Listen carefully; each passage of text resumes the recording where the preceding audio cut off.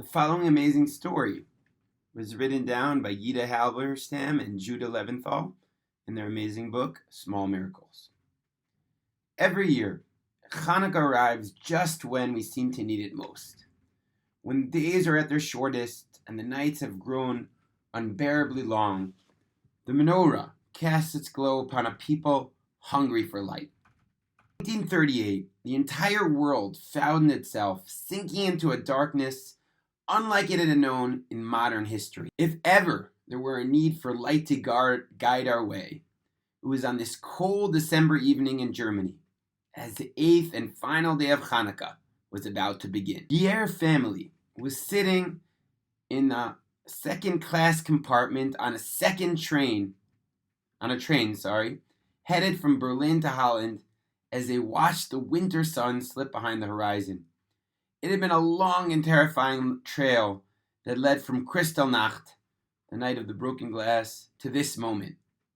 They could still hardly believe they had managed to obtain an American visa and were now finally on what they prayed would be an uneventful journey to freedom. Judah and Regina Gier and their 2 children, Arnold and Ruth, spent the duration of the train ride staring out the window, nibbling on sandwiches, reading, dozing, and trying to behave as if the world were still a normal place.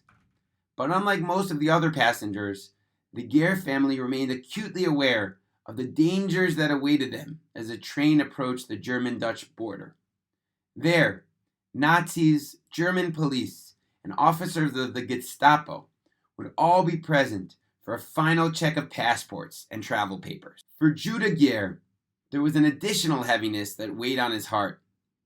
As an Orthodox Jew and a chazan, a cantor, his whole life had been devoted to following the ways of Torah.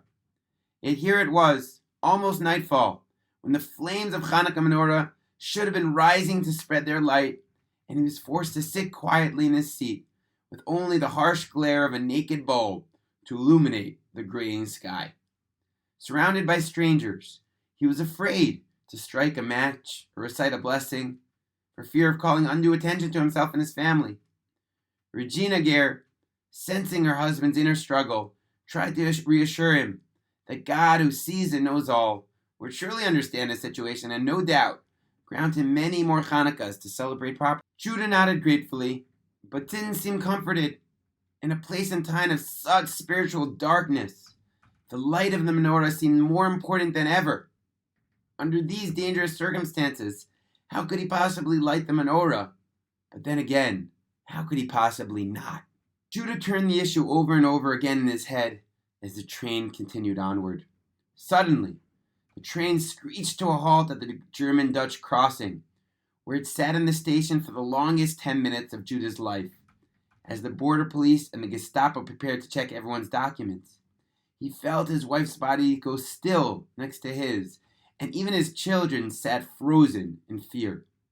One wrong answer, one nervous twitch, could mean the difference between escape and imprisonment, between a new life and certain death. And it happened. A Chanukah miracle arrived at the German border just in the nick of time. With no warning, the entire station and every corner of the train was thrust into total darkness. All the lights were extinguished at the very same instant, leaving the passengers and the approaching officers groping in the darkness. Without a second hesitation, Judah seized the moment, reached for his overcoat on the luggage rack, put his hand into one of the pockets, and pulled out a small package. Before anyone realized what was happening, he struck a match, lit a candle, and quickly warmed the bottom of the 8 other candles. He then planted them firmly in a neat row upon the windowsill, and in a breathless whisper recited the Chanukah blessings. As his family looked on in amazement, Judah carefully lit each candle and placed the 9th one, the shamish, off to the side.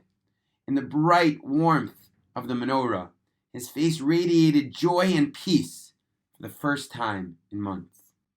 Seeing the unexpected light in the window, the Gestapo and the border police came running. The sound of their boots striking the pavement with intensified blows echoed throughout the stillness. Nevertheless, Judah continued to focus his thoughts on the Chanukah lights, while his heart pounded as loudly and rapidly as the quickening footsteps. When the officers burst through the door, Judah is braced for the worst, perhaps even the end. However, instead of responding with rage to this brazen display of Jewish ritual, the officers only noticed the opportunity that it provided. By the light of the flickering candles, they would now be able to see clearly enough to begin checking passports and papers. And so, with characteristic Nazi efficiency, they set to work. As soon as the process was completed and they were about to leave, the chief officer of the border police turned to Judah and thanked him personally for having had the foresight to carry candles on his trip. Meanwhile, the Ger family sat in stunned silence for close to a half hour, unable to take their eyes off the windowsill. Just as the candles were beginning to grow dim, every light in the station suddenly flashed back on.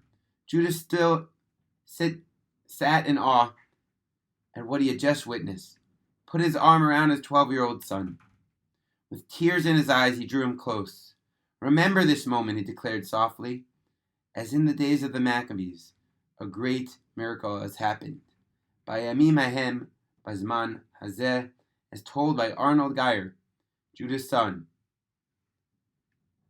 May Hashem bless us to see miracles this Chanukah.